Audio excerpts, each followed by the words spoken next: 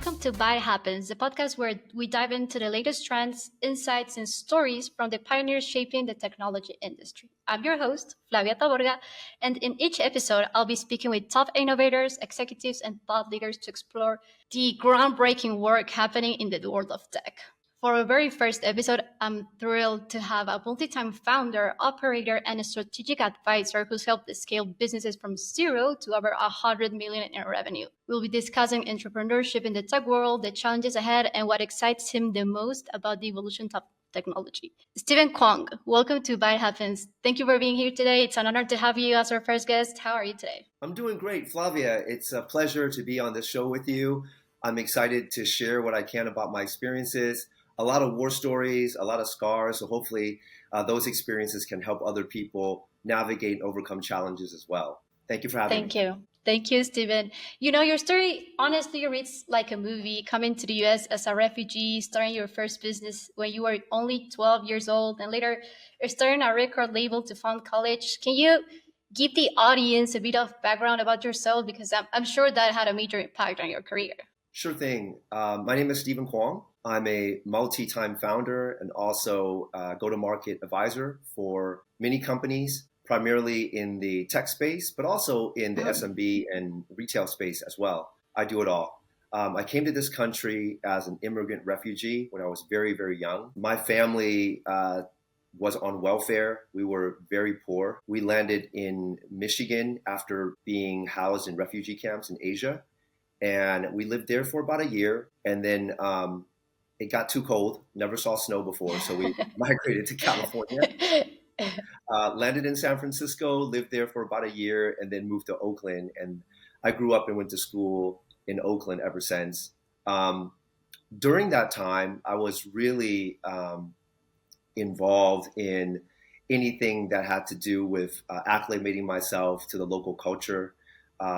Unfortunately, there was discrimination even within the Asian community because I wasn't born here and my family was immigrants. There was a lot of discrimination between Asian people that were born in the US versus people like us. They call us Forbes, fresh off the boat.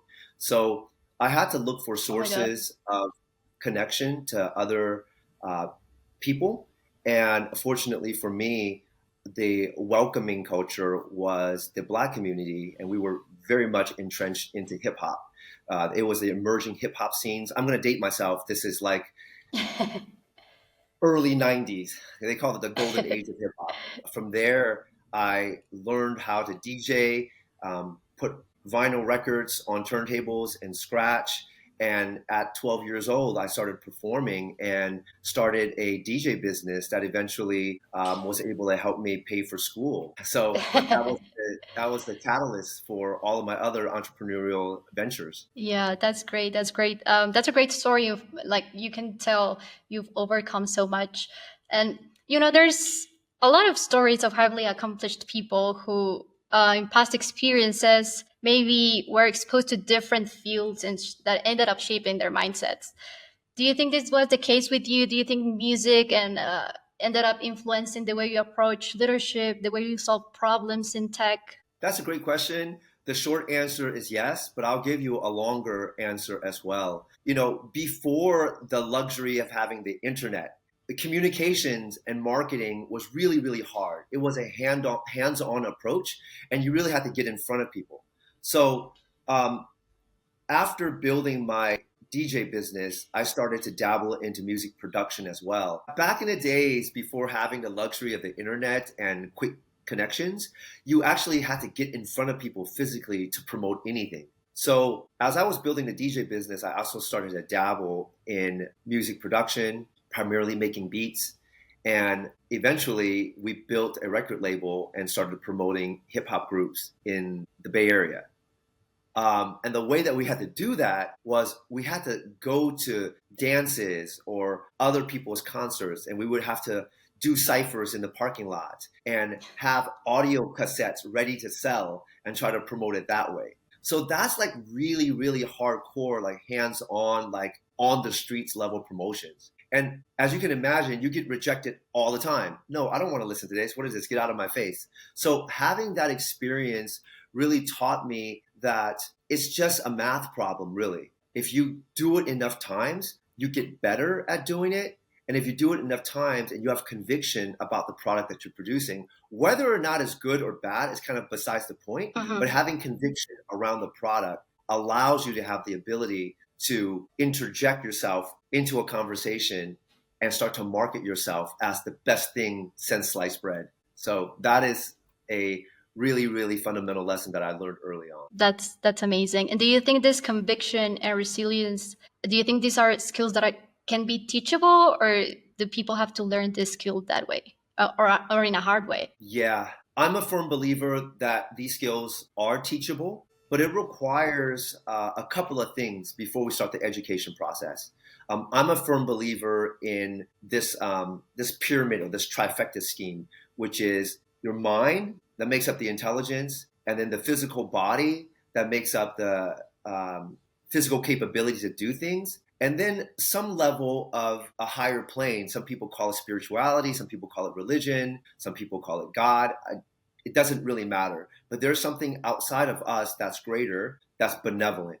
So I'm a firm believer in that. I've always believed in that because of my own existence. You know, the fact that I didn't die in a war was benevolence from the universe. So if we put those three things together, the mind, the body, and the spirit, and we hold that foundation, then we can learn. We can learn to have conviction, and we can learn to allow authenticity to be the best salesperson.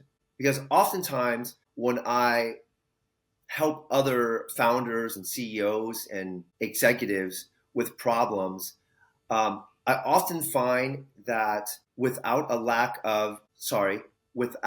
authenticity, there can be a lack of conviction. That's interesting. What an amazing mindset. You know, Stephen, let's dive more into what you do now. You've helped many founders across industries from AI to biotech. What would you say are the biggest obstacles companies face when adopting new technology? The biggest obstacle that I'm seeing right now is mindset.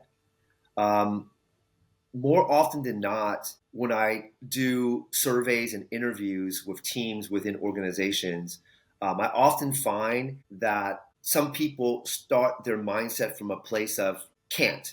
So they use the word can't a lot. I can't do this.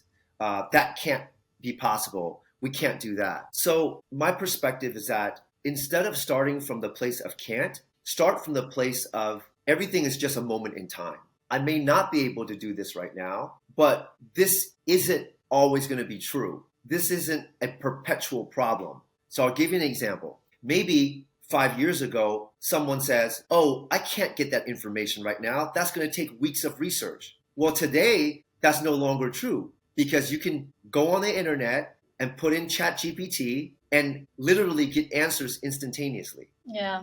So that's my case study of why this mindset of can't is really, really problematic. And I see that being the precursor to a lot of problems in companies, small and large. It's the mindset. Yeah, it's switching to these, it's not possible to, it's possible, or it will be possible mindset. Exactly. Starting from the place of possibility, and everything is just a point in time. Like literally, like we could be having a great day and it's sunny and we're at the beach and everything's going well. And before you know it, boom, thunderstorm, you get rained out. And then we can all be bummed about it, be like, oh my God, this is the worst day ever. We're having such a good time. But not knowing just an hour later, the sun comes up and the weather is perfect again. So you see, everything is just a moment in time. And I think for business people to develop resilience, they have to not only adopt that mindset, but understand that faith in change is consistent with positive outcomes. That's amazing. Yeah.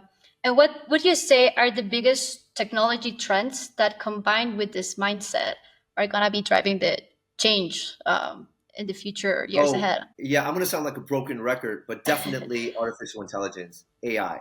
You can see it right now. AI agents are able to remove the can't from a lot of our problems, right? I don't know the answer. I can't find the answer. Well, you know, if ChatGPT doesn't work, go to Google Gemini. You know, if that doesn't work, go to Claude. Go to like And it's happening at the speed of light. Like it's happening faster than we can imagine. Last night, I go to sleep and I think these are the limitations of AI. I wake up the next morning, I get a news feed and be like, oh, now we can clone Steven and take his voice and make him say really cool things in Japanese, you know? Yeah, it's incredible. Yeah. It's So incredible. that's definitely AI. And I see how fast the technology is progressing. My thought on this is that there are two sides of the coin. There's the concern side and there's the opportunity side.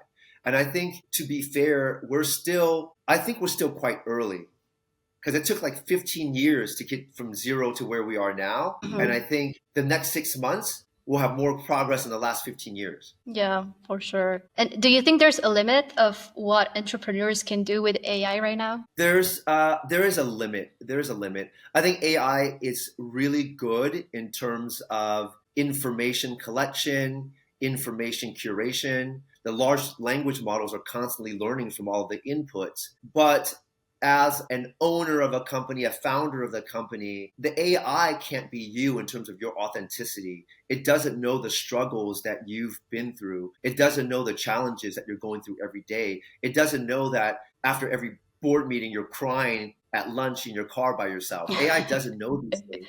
But I think those experiences are your superpowers as an executive, as a founder, as an entrepreneur, because that's the difference between humanity and something that's artificial and machinery. Yeah. With humanity, we get experiences of artifacts that aren't necessarily there now. Like I can't predict the future. Like maybe in the future, AI can have those same experiences as well. And if I had to make a bet, my bet would be towards that angle. But for now, that's the difference, is that founders are, at the end of the day, humans, and we are prone to making a lot of those mistakes. And those mistakes, our accumulation of those mistakes, are education for us. They're both business education and spiritual education. And I think that's the differentiator. AI can't experience that for us for now. And I think because of that, we need to own that and allow that to be our education to make us better executives. That's great. That's great. Yeah, I'm very excited about how AI will be advancing in the future. Coming back to this mindset that you're telling me, it's so important to have. I read your website, which I invite the audience to read also. And you mentioned a lot about aligning financial, mental, and spiritual health in one. And that's not a common thing to hear in the tech world in Silicon Valley. How do you bring that mindset into your company? How do you encourage that into your teams? How do you keep focus on this mindset? That's a great subject to touch upon. I think that mindset of bringing like peace, prosperity, and purpose together is something that every founder feels in the core of their gut, but it might be too metaphysical or like too wacky to talk about in the tech world, because in tech, everything is algorithm, everything is data sets, everything is hard science. But if you're a founder and you're listening to this, this may ring true. What is the best financial success or the best exit going to do for you if at the end of it all, you're stressed out, you're having anxiety, you have panic attacks, you're constantly people pleasing, you're constantly chasing goals that are seemingly impossible? Like, what do those things do to you? Like, what does $1 billion do for you when you're going to be in a hospital for the rest of your life from a mental or physical breakdown? Yeah. Good luck using that money in a meaningful way. Yeah. So really, I encourage founders and entrepreneurs to take a step back and flip it. Find the peace in what you do. Make sure that everything that you do brings you peace. Have purpose in your mission. And then the prosperity comes as a symptom of that. But if we chase prosperity first, you might not get the first two things, which is peace and purpose. And that's going to leave you empty and void and sad and anxiety driven.